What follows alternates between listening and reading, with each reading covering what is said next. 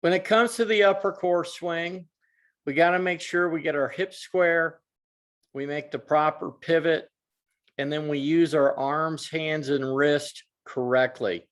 Because the golf swing is really about how we use our arms, hands, and wrist.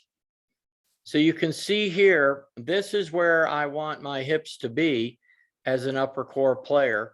I want my hips to be square and, if anything, a little turned and closed. But I see so many of my students set up with their hips open, and that always makes them back here. And now you cannot make the correct pivot. But when you get your hips square and more forward toward the target, now the upper core player can make the proper pivot without swaying. And remember, the upper core player turns the right hip the most and moves the least amount laterally in the backswing. When it comes to using the arms, hands, and wrist, it's not just hands and wrist. You know, we do want to feel the club head from the top, but see, this is hands and wrist and not enough arms. We don't want to do the opposite of that, where we pull, turn, and try and hold angles, and then even try and keep our left arm moving with our turn. That doesn't work either. So really, what is it? It's the arms, hands, and wrist. And if you look, when I go to hit this golf ball, you're going to see my weight's in my left foot. The club is not past my left arm yet.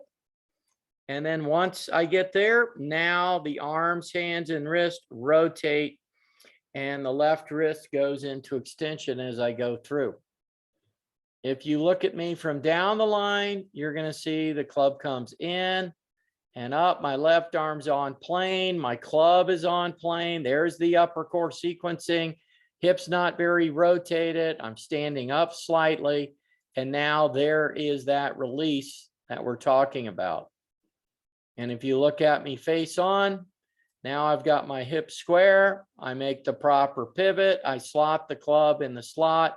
And then there is the release that we want as an upper core player. So you really want to get that release correct, but you got to get your hips square, make the correct pivot, and then learn how to release the club and get that club on plane. Thanks.